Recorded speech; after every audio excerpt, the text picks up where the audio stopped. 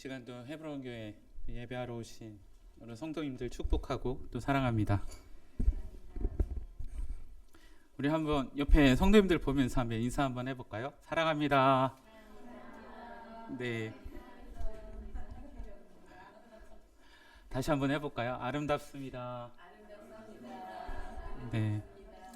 제가 이 교회에 온 지 좀 1월 달에 왔으니까 좀 지났죠? 네, 이렇게 인사해 본 적이 없는 것 같아요.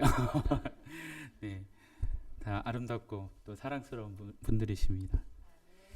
오늘 말씀 드리기 전에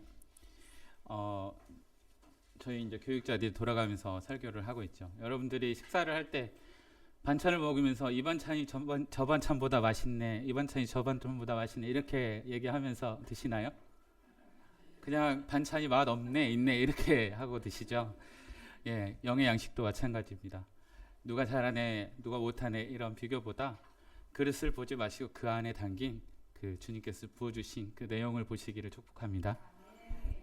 네, 오늘 본문 말씀은 골로새서 2장 16절에서 23절 말씀입니다. 교독 한번 해보시겠습니다. 제가 먼저 16절 읽고 23절은 함께 읽겠습니다. 그러므로 먹고 마시는 것과 절기나 초하루나 안식일을 이유로 누구든지 너희를 비판하지 못하게 하라. 일이 그림자이나 몸은 그리스도의 것이니라. 아무도 꾸며낸 겸손과 천사 숭배를 이유로 너희를 정죄하지 못하게 하라.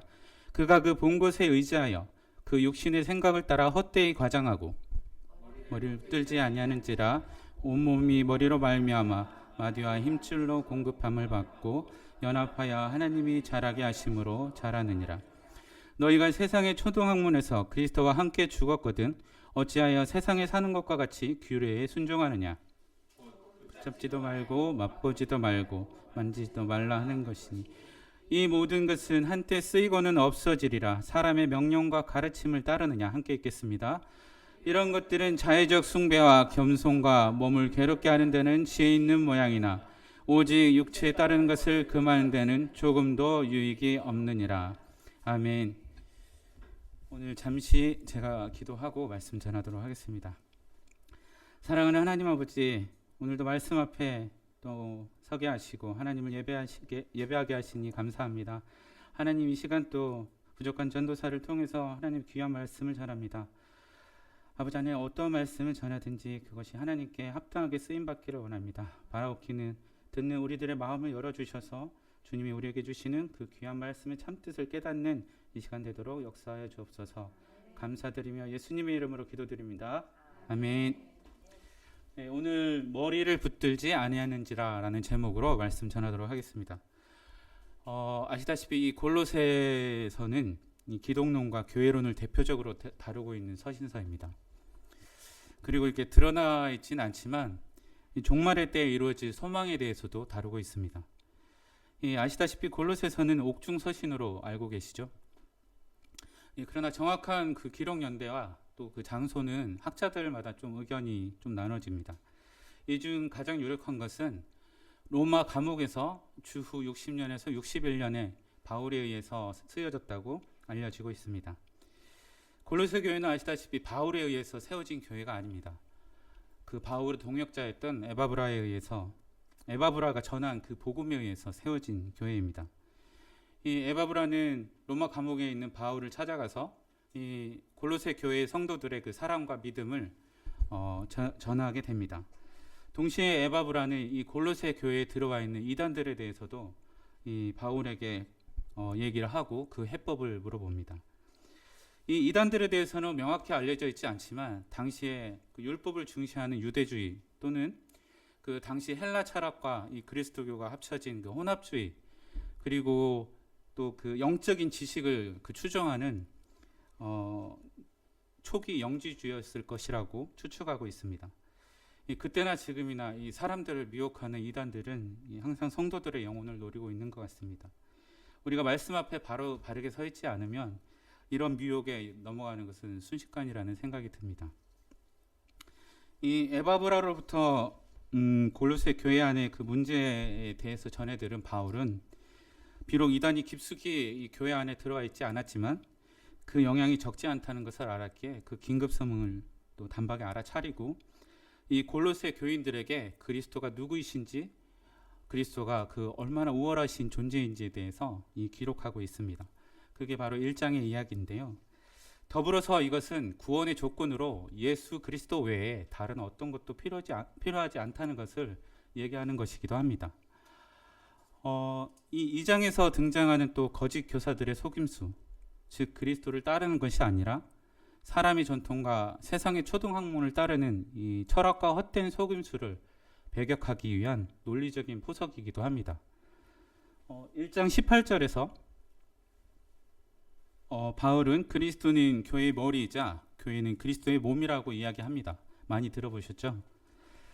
그리고 2장 10절에서 그리스도께서 교회의 머리일 뿐만 아니라 세상 통치자들, 모든 통치자와 권세들의 머리가 되신다고 기록하고 있습니다. 한번 읽어보실까요? 너희도 그 안에서 충만해졌으니 그는 모든 통치자와 권세의 머리시라. 그들의 머리 되신 그리스도께서 법조문에 들어있는 우리의 모든 죄를 사하여 주심으로 그 법조문을 근거로 해서 우리를 심판하려던 그 세상 통치자들과 권세들을 무력화하였다고 합니다. 그러므로 누구든지 율법으로 골로새 교인들을 비판하거나 또 거짓된 겸손과 천사 숭배를 이유로 정죄하지 못하게 하라고 합니다. 여기서 이 거짓된 겸손과 천사 숭배라는 것은 감히 어떻게 인간이 하나님께 직접 나아가서 이렇게 경배 드릴 수 있느냐 하는 그런 말입니다. 따라서 그보다 못한 천사를 통해서 우리가 경배를 드릴 수 있을 뿐이다라고 얘기하고 있습니다. 그런데 이것은 겸손한 것 같지만 사실은 하나님과 우리 사이에 그 막힌 담을 허물신 그 유일한 우리의 중재자이신 예수 그리스도를 부정하는 그 꾸며진 겸손인 것입니다.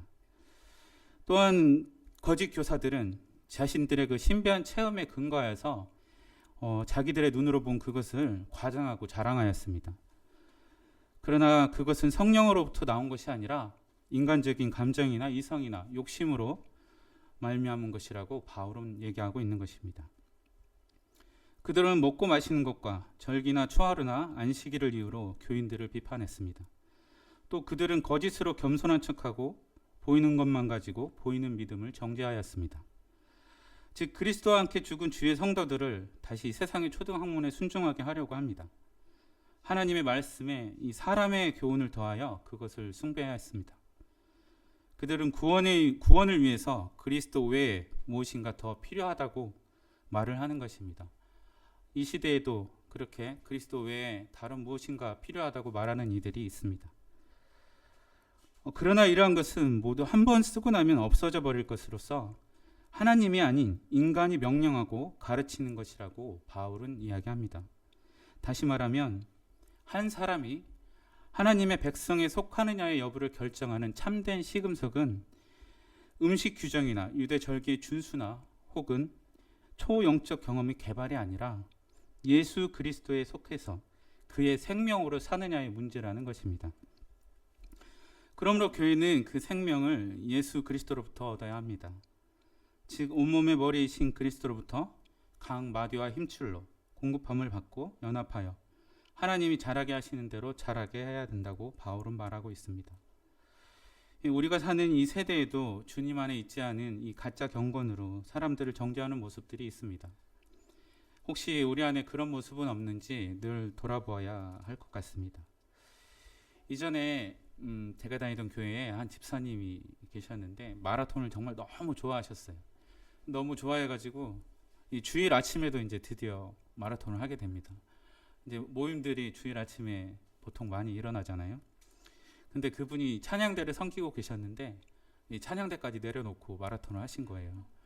그래서 이제 제 마음에 이분을 위해서 기도해야 되겠다라고 이제 기도를 하는데 오히려 이제 이런 마음을 주셨어요. 제가 제 안에 그분을 판단하고 비판하는 그런 모습은 없는지 돌아보게 되더라고요. 제가 하나님께 고하는 그런 말들이 그분을 판단하고 정죄하는 그런 말들이 제 기도 속에 포함되어 있다는 걸 느꼈기 때문이죠.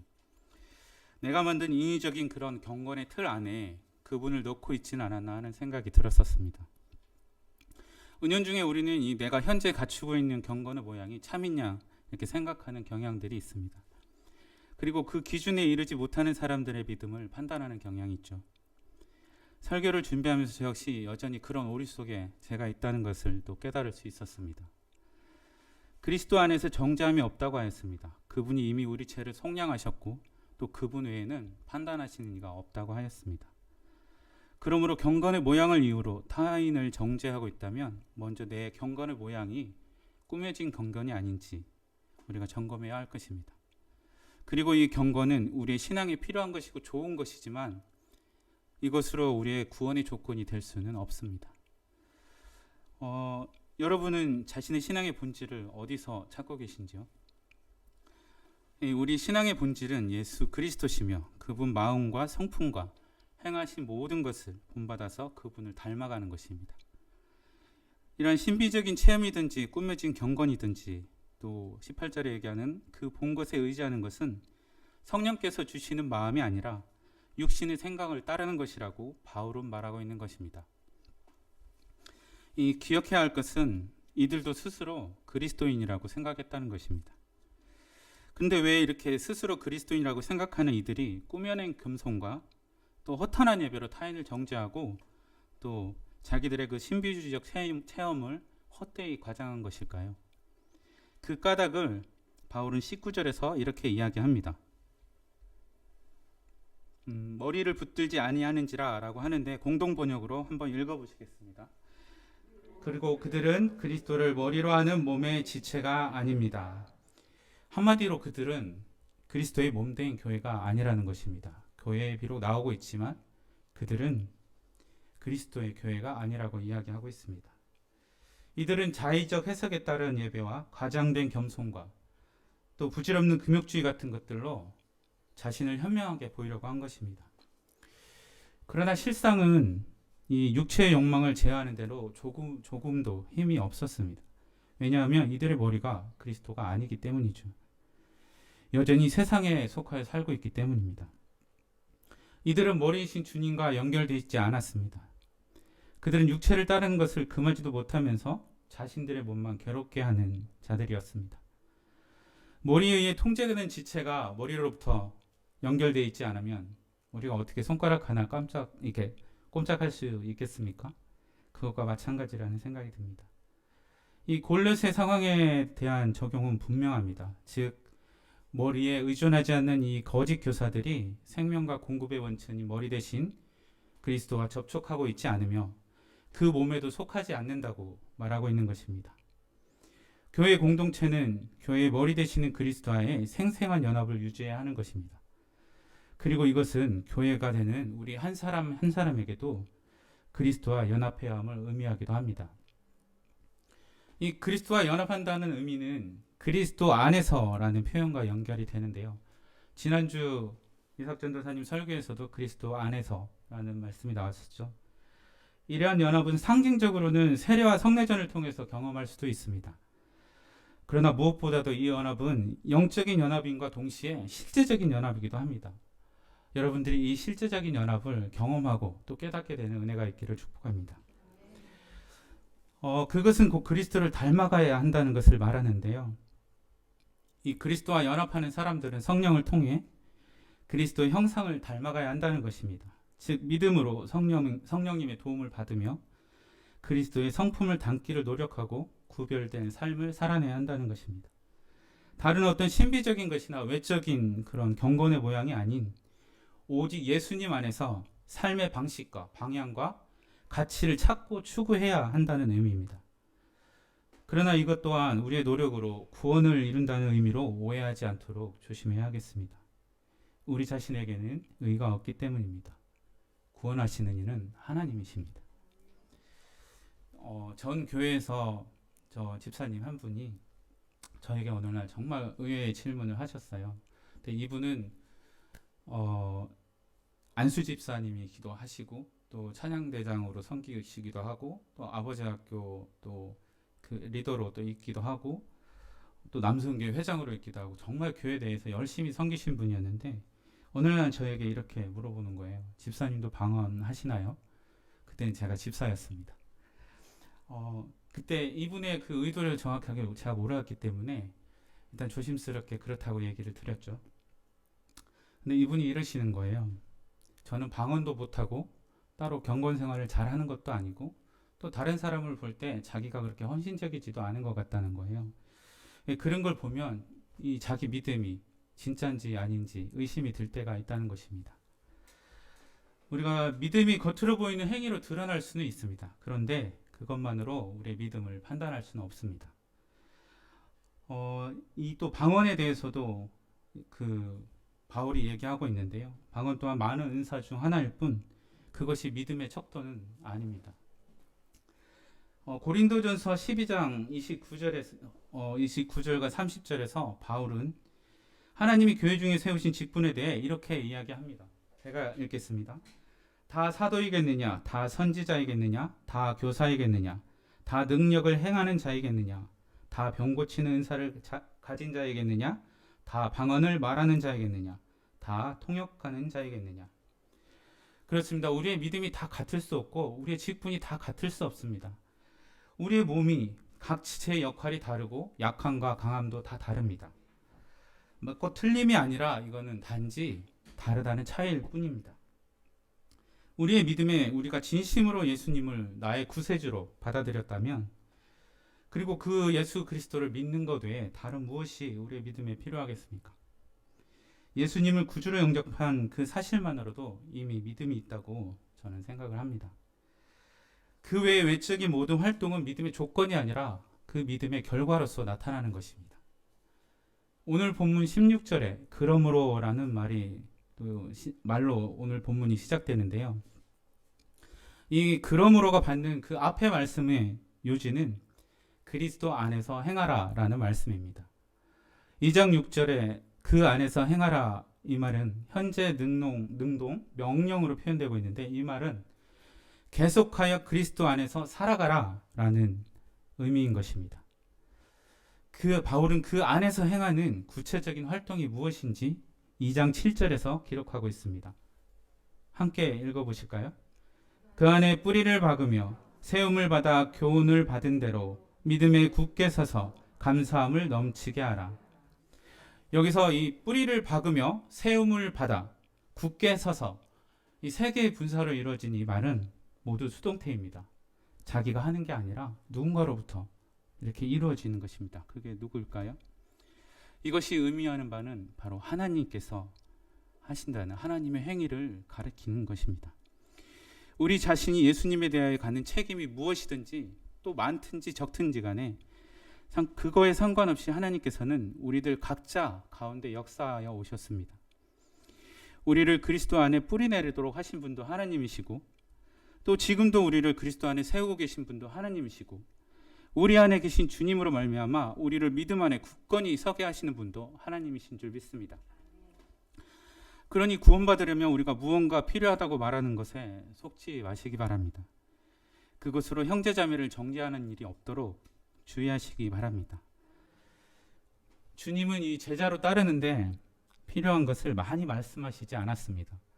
잘 보면 우리가 제자들에게 어떤 말씀을 하셨는지 정말 적은 말씀만 하셨습니다. 잘 아시다시피 우리가 제자가 되기 위한 조건으로 세 가지를 말씀하셨죠. 자기를 부인하고 자기 십자가를 지고 주님을 따르라는 말씀을 하셨을 뿐입니다. 이것은 타인을 향한 행위가 아니라 바로 자기 자신을 향한 행위를 말하는 것입니다. 마가복음 8장 34절의 말씀 한번 같이 읽어볼까요? 우리와 제자들을 불러 이르시되 누구든지 나를 따라오려거든 자기를 부인하고 자기 십자가를 지고 나를 따를 것이니라. 여기서 부인하다는 이 말은 헬라어 원어에는 사실을 인정하지 않는 적극적인 행동, 또 거절하다라는 뜻을 가지고 있습니다. 자기를 부인하는 것은 잘 아시겠지만 먼저 자신의 의지와 뜻을 부정하고 또 자신의 욕구와 육체의 유혹을 허락하지 않고 단호히 물리치는 적극적인 행위를 가리키는 것입니다. 더 나아가서 자기 부인은 자기 뜻을 내려놓고 하나님의 뜻을 택하는 것을 말하는 것입니다.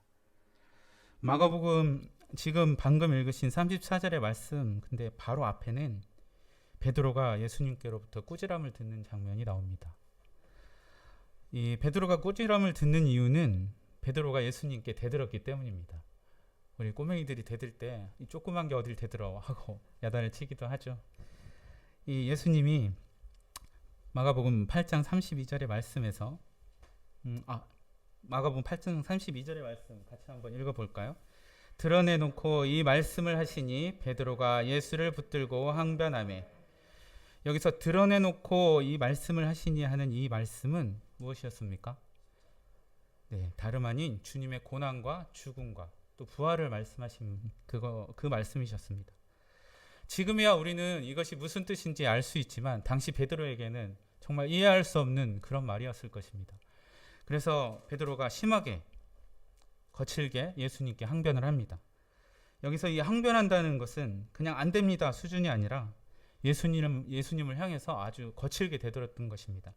어느 정도냐면 저기 항변하다 라고 쓰인 저 헬라 원어는 에피티마오라고 하는 이 헬라 원어는 책망하다, 꾸짖다 라는 말입니다. 근데 이 말은 예수님이 그 악한 영들을 꾸짖으실 때 썼던 그 말입니다. 그러니 얼마나 심하게 베드로가 이 예수님께 대들었는지 아시겠죠? 그만큼 거칠게 예수님께 대들었다는 얘기죠. 예수님의 사역을 제대로 이해하지 못한 이 베드로가 잘못된 열심과 애정으로 이 말하고 있을 때 사탄이 그 마음을 이용한 것이죠. 그런 베드로를 주님이 어떻게 다루셨습니까? 마가복음 8장 33절에는 이렇게 이야기하고 있습니다. 사탄아 내 뒤로 물러가라. 내가 하나님의 일을 생각하지 아니하고 도리어 사람의 일을 생각하는도다. 이처럼 자기의로 충만하게 되면 하나님의 뜻을 따르기보다 자기의 뜻을 따르게 되는 것입니다. 또 자기 십자가는 어떻습니까? 자기 십자가는 해석에 따라 여러 가지 의미가 있을 수 있습니다. 누구에게는 인내의 의미가 될 수도 있고 고난의 의미가 될 수도 있고 또 누구에게는 희생의 의미가 될 수도 있고 그렇죠? 근데 십자가의 대상도 또 각자마다 해석이 다를 수 있습니다. 누구에게는 자기 자신이기도 하고 또 누군가에게는 아들, 손자, 며느리, 남편, 아내, 친구, 이웃 여러 가지 대상이 될 수도 있죠. 이 자기 십자가에 대해서도 이처럼 말씀드릴 게 많지만 한 가지만 말씀드리고 싶습니다. 잘 아시다시피 누가복음에 보면 구레네 사람 시몬이 시골에서 예루살렘에 왔다가 봉변 아닌 봉변을 당하게 됩니다.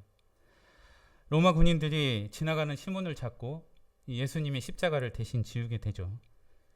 그 이야기가 23장 26절에 기록되어 있는데 이 32절에 보면 또 다른 말씀이 기록되어 있는데요. 한번 같이 읽어보실까요? 또 다른 두 행악자도 사형을 받게 되어 예수와 함께 끌려가니라 라고 합니다. 십자가는 죄인을 벌하기 위한 형벌입니다. 아주 당시에도 아주 극악의 형벌이었죠. 아시다시피.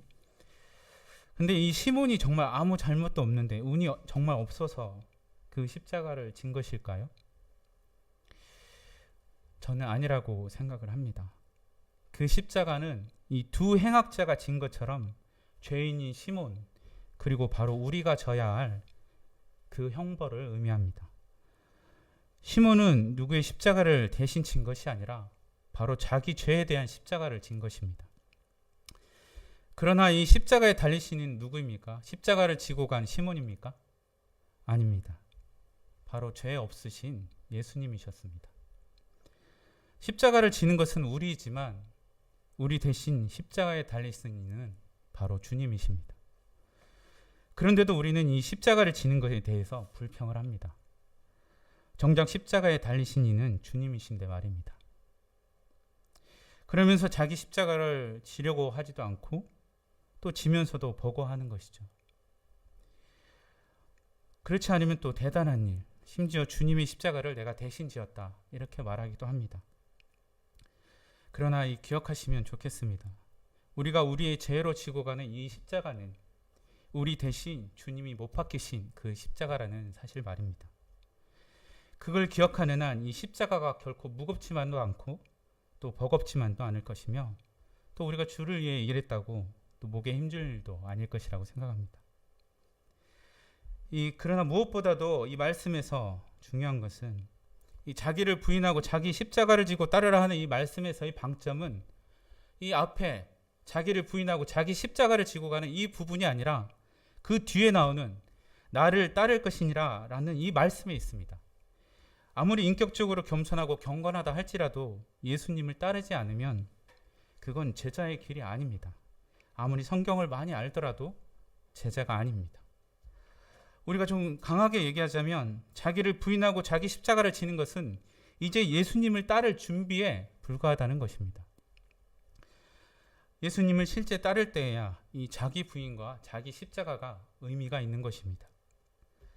주님을 놓치면 아무리 자기 십자가를 지고 또 자기를 부인한다 한들 고통만 따를 뿐입니다. 우리 삶에서 우리가 왜 주님을 따르는데 이렇게 고통스럽습니까? 라는 생각이 들 때는 우리가 과연 주님을 제대로 따르고 있는지 정말 이 부분에 대해서 심각하게 생각을 해봐야 할 것입니다. 그러나 우리가 이 하나님의 강건이든지 우리의 자원이든지 간에 주님이 가르치신 말씀대로 살아냄으로써 주님을 따른다면 그 안에 참된 제자의 길, 또 놀라운 구원의 기쁨을 우리가 발견할 줄로 믿습니다. 이 십자가 사건 이후 변화된 시몬의 삶, 바울이 존경에 맞지 않았던 그 알렉산더와 루포의 어머니의 그 남편 되는 이 시몬의 삶이 그것을 증명하고 있는 것입니다. 우리는 항상 이 하나님께로부터 은혜를 받았다든지 어떤 것을 받았을 때 그 다음을 생각해야 됩니다. 지금 받은 그것보다도 우리가 그거 받음으로 해서 이 다음에 우리가 어떻게 할지가 더 중요합니다. 우리가 예수님으로부터 구원을 받았습니까? 구원 받은 다음이 중요합니다. 우리가 교회에 나왔습니까? 교회에 나온 이것보다도 여기에서 나가서 그 다음에 어떻게 할 것인지가 더 중요합니다. 우리가 학교에 입학을 했나요? 그걸로 끝입니까? 아닙니다. 학교에 입학을 해서 그 다음이 중요합니다. 학교에서 우리가 학업을 어떻게 할지 그거에 따라서 우리의 그 다음이 결정될 수 있기 때문이죠. 우리가 여기서 은혜를 받았습니까? 이 예배가 끝나고 저 문을 나갈 때 그 다음 우리가 어떻게 사냐에 따라서 그 다음 우리의 삶이 달라집니다. 우리의 구원은 아직 끝난 것이 아닙니다. 바울도 그랬죠. 달려갈 뿐이라고 표대를 위해서. 항상 우리가 그 다음이 중요합니다. 우리가 이 세상의 삶으로 끝남으로 해서 이 삶으로 끝난다면 우리는 예수님을 이렇게 열심히 믿으려고 따르려고 예배할 필요가 없는 것이죠. 그 다음이 있기 때문입니다. 우리가 바라보아야 할 그 소망이 있기 때문에 우리는 예수님을 따라가야 되고 구원에 이르는 그 날까지 예수님을 붙들고 가야 되는 것입니다. 그러므로 여러분께서 지금 예배를 드리시고 또 이 자리에서 나가실 때도 그 다음을 생각하시면서 한 주간 살아가셨으면 좋겠습니다.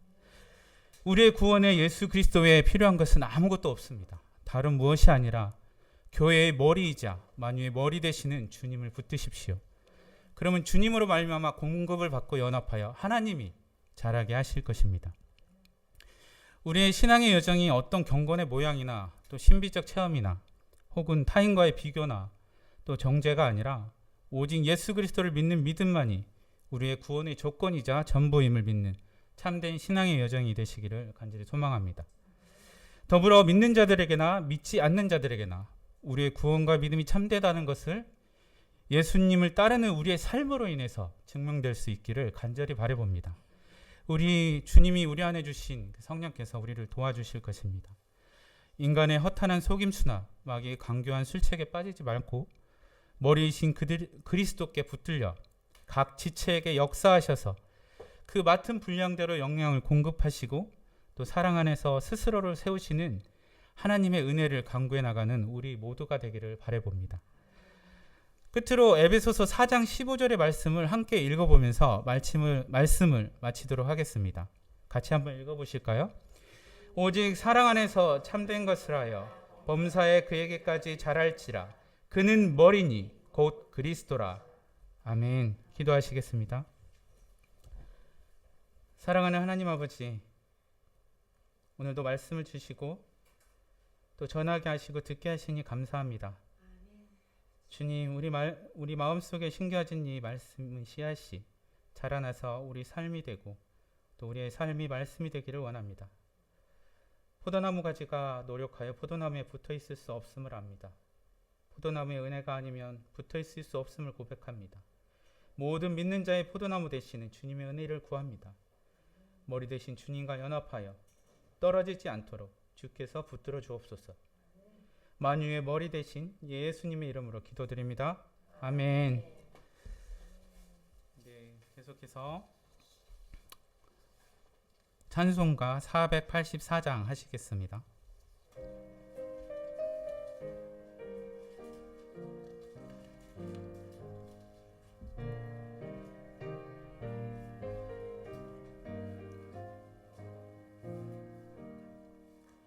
내 맘에 주여 소망되소서. 주 없이 모든 일 없되도다. 밤에나 낮에나 주님 생각, 잘 때나 깰 때 함께 하소서. 지혜의 주여 말씀하소서. 언제나 내 안에 계십소서. 주는 내 아버지 나는 아들. 주 안에 내가 늘 빛나게 하네. 세상의 영광 나 안 보여도 언제나 주님은 나의 기여. 하나님만 내 맘에 계시오니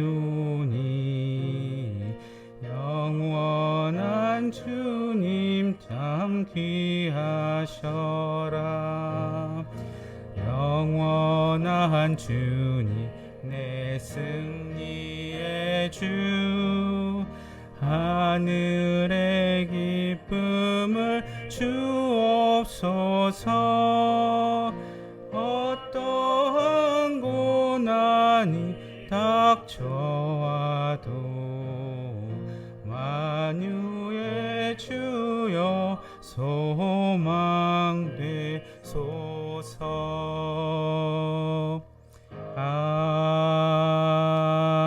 아멘. 아멘. 기도하시겠습니다.